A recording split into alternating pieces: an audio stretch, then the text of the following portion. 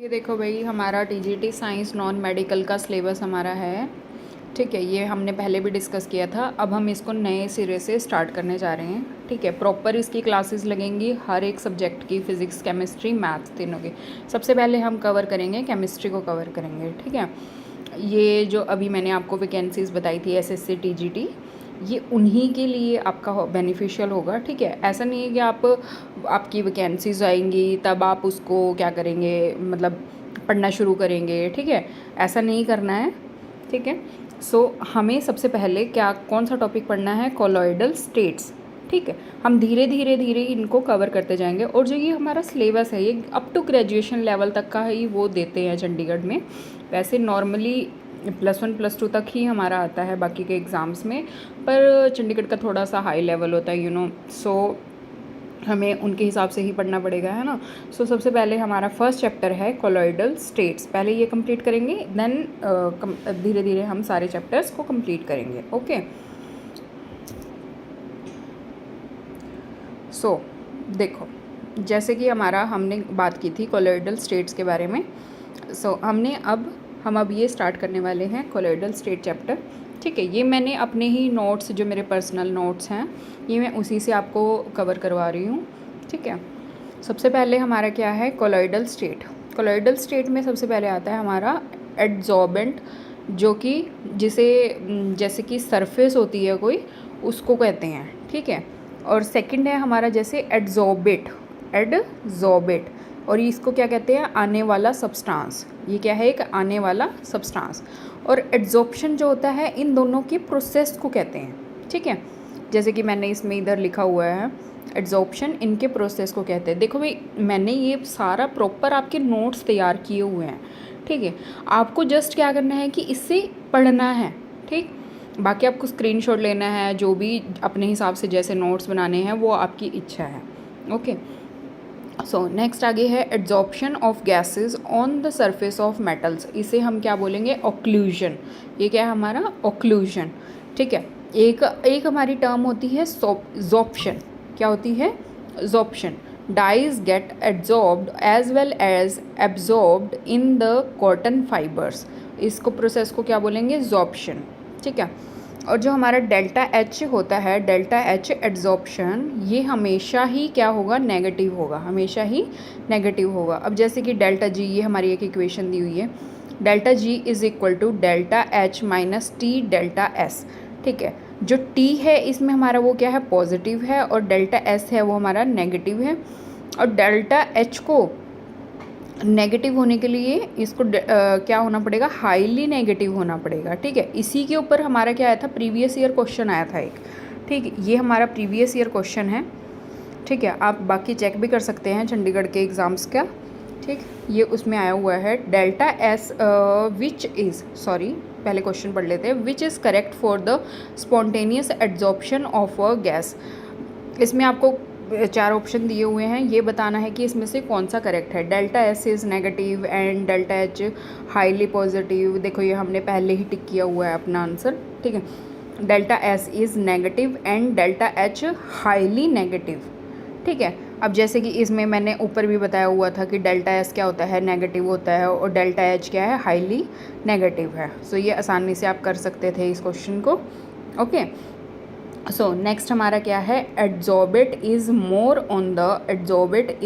On the surface of the adsorbent than in the bulk. ये क्या होगा हमारा, पॉजिटिव एड्जॉर्प्शन होगा।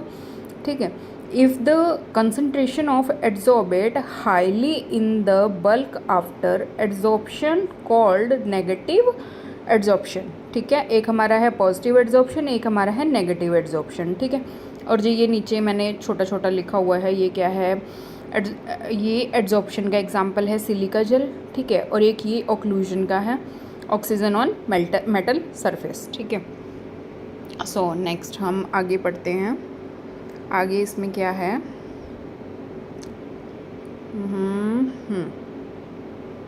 Okay, factors affecting adsorption of gases by solids. हमारा first point क्या आएगा, क्या फैक्टर्स अफेक्ट कर रहे हैं adsorption of gases by solids को, nature and surface area of adsorbent. ठीक है, सरफेस एरिया क्या है हमारा, हाईली हाई होगा और एड्जॉर्प्शन भी क्या होगा, हाई होगा। ठीक है। सेकंड क्या है हमारा, nature of gas being adsorbed, nature of gas being adsorbed, ये हमारा एक टेबल दिया हुआ है। ठीक है। ये आपको ये क्या है कि जैसे वॉल्यूम एड्जॉर्ब्ड है, H2 कितना है 4.7 है, N2 है 8.0 है, CO है वो हमारा 9.3 है, ये छोटा छोटा इधर लिखा हुआ है ये हमारा CH4, ये आप अच्छे से लिख लेना 16.2 है ये। ठीक है। और CO2 का क्या है 48 है, HCl का है 72 है। ठीक है। NH3 का है 181 है, SO2 का है 380 है। सबसे ज़्यादा किसका है, SO2 का है। ठीक है। और सबसे कम किसका है, H2 का है। अब जो क्रिटिकल टेम्परेचर हो सबसे कम किसका है 33 ये। ठीक है। ये आप सारा पढ़ लेना इसको। ठीक है। और सबसे हाईएस्ट किसका है 430 SO2 का है। ठीक है। एक बार नज़रों से निकाल लेना, वैसे इतना कुछ वो नहीं है। सबसे इम्पोर्टेंट क्या हमारा इसमें ये चीज़ है सबसे इम्पोर्टेंट। ओके। सो यहाँ से देखेंगे हम SO2 का क्या होता है, सबसे ज़्यादा होता है एड्जॉर्प्शन। ठीक है। SO2 फिर NH3 फिर HCl फिर CO2 फिर CH4 CO फिर N2 फिर H2, सबसे कम किसका है H2 और N2 का। ठीक है। सो ये हमारे क्या हैं, अब इनमें क्या है कि ये सबसे ज़्यादा क्रिटिकल टेम्परेचर हाई होगा इसका, ease of liquefaction, adsorption high होगा। ठीक है। यही चीज़ इसमें दे रखी है। नेक्स्ट हमारा क्या है, नेक्स्ट हमारा है विच, एक ये भी क्वेश्चन आया हुआ था, ये भी प्रीवियस ईयर क्वेश्चन है। ठीक है। Which of the following gas has maximum physisorption on 1 gram of activated charcoal. ठीक है।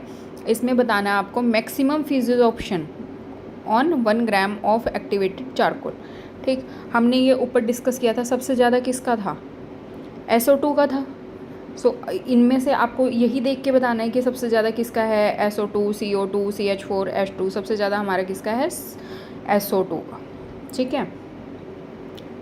ओके। सो नेक्स्ट हमारा है टेम्परेचर के बारे में। थर्ड पॉइंट क्या था हमारा, टेम्परेचर।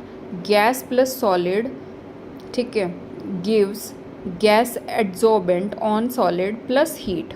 ठीक। सब जब गैस सॉलिड जब ये ऐड होंगे, ठीक है, ये प्रोडक्ट क्या देंगे हमारा, gas adsorbent on solid plus heat देंगे। तो इस प्रोसेस को हम क्या कहेंगे, कंडेंसेशन कहेंगे। ठीक है। और इसी का अगर रिवर्स प्रोसेस हो, जैसे कि gas adsorbent on solid plus heat, इसका हम वापस ये वाला प्रोसेस होगा, इस तरफ को होगा, तो जो हमारा निकलेगा गैस और सॉलिड, उसको हम बोलेंगे इवेपोरेशन। ठीक है। फर्स्ट हमारा क्या था, गैस प्लस सॉलिड से हमें क्या मिल रहा था, gas adsorbed on solid plus heat. तो इससे क्या था, हमारी कंडेंसेशन था, ये प्रोसेस हमारा कंडेंसेशन कहलाता था, और इसका अपोजिट क्या कहलाएगा, इवेपोरेशन। ठीक है। और ये चीज़ आपको याद रखनी है, Le Chatelier's principle, T2 greater than T1। ठीक है। ये आगे हम पढ़ेंगे, ये जस्ट वैसे ही नॉर्मली मैंने लिखा हुआ था। ठीक है। सो इसको आप ऐसे मत कहना कि ये भाई इतना सही बता दिया या, ठीक है, तो आगे हम इसका कवर करेंगे। ओके। नेक्स्ट अब हम आते हैं टाइप्स ऑफ एड्जॉर्प्शन। किस पे, टाइप्स ऑफ एड्जॉर्प्शन पे। ठीक है। सो किस फिजियोजॉर्प्शन और कैमियोजॉर्प्शन। ठीक है। इनके बीच में हम डिफरेंस भी देख पाएंगे यहाँ पे। ठीक है। सो सबसे पहले हमारा है फिजियोजॉर्प्शन। फिजियोजॉर्प्शन में क्या बताया है कि फोर्सेस कैसी हैं, इसमें वीक वेंडरवल फोर्सेस होती हैं। ठीक है। और कैमियोजॉर्प्शन में क्या होता है, केमिकल बॉन्ड होता है। ठीक है। डेल्टा ऑफ एड्जॉर्प्शन लो, तो ये क्या होगा हमारा 20 to 40 किलो जूल पर मोल, ये हमारा इतना होता है। ठीक है। और जो कैमियोजॉर्प्शन होगा वो हीट करेगा, हाई हीट करेगा, जैसे कि 40 से 400 किलो जूल पर मोल। ठीक है। अब फिजियोजॉर्प्शन का थर्ड पॉइंट क्या है हमारा, नो कंपाउंड फॉर्मेशन, इसमें कंपाउंड फॉर्मेशन नहीं होगा। ठीक है। बट जो कैमियोजॉर्प्शन है उसमें क्या होगा, सरफेस कंपाउंड फॉर्म होगा। ठीक है। सरफेस कंपाउंड फॉर्म होगा। अब फिजियोजॉर्प्शन में क्या है हमारा, रिवर्सिबल प्रोसेस है। इसका अपोजिट इसमें क्या है, कैमियोजॉर्प्शन में इरिवर्सिबल प्रोसेस है। ठीक है। अब फिजियोजॉर्प्शन में क्या दिया हुआ है हमारा next point, doesn't require activation energy. यह मैंने स्मॉल ई, मतलब ये एक्टिवेशन के बाद ई डॉट लिखा हुआ है, तो इसका मतलब है एनर्जी, एक्टिवेशन एनर्जी। ठीक है। इसको एक्टिवेशन एनर्जी की ज़रूरत नहीं होती। ठीक है। पर जो कैमियोजॉर्प्शन होता है वो क्या करता है, रिक्वायर एक्टिवेशन एनर्जी। ठीक, अब फिजियोशन में 6 पॉइंट है हमारा, usually take place of decreasing temperature and decrease with increasing temperature. ठीक है, usually take place of decreasing temperature and decrease with increasing temperature. ठीक है, और जो ये कैमियोज ऑप्शन है हमारा, नो सच कोरिलेशन, इसका इससे कोई इफेक्ट नहीं पड़ता है। ठीक है, और नेक्स्ट इन्होंने क्या दिया हुआ है, 7th पॉइंट इसमें क्या दिया हुआ है, मल्टी मोलिकुलर लेयर। क्या है ये, मल्टी मोलिकुलर लेयर है। और जो ये कैमियोज ऑप्शन वाला है ये हमारा क्या है, यूनिमोलिकुलर लेयर। ये आप ऐसे मत सोचना कि ये बस ऐसे ही दे दिया है। ठीक है, पर आपको ये अच्छे से ये सारे पॉइंट याद करने हैं, क्योंकि देखो भाई हर एक चीज़ पे क्वेश्चन बने हुए हैं, हर एक चीज़ बहुत ही बारीकी से आपको देखना है। ठीक है, अब जैसे देखो यही हमारा एक ये क्वेश्चन दिया हुआ है, बाकी ये जो क्वेश्चंस हैं बेटा ये मैं आपको सारे ही PYQ ही बता रही हूँ। ठीक है, which is incorrect for cameos option. अभी इसमें बताना है आपको, ये सारे पॉइंट्स दिए हुए हैं। ठीक है, इनमें से बताना है कि कौन सा इनकरेक्ट है। जो सबसे पहले हमारा है, it is highly specific in nature. Highly specific in nature, आप देखो चेक करो,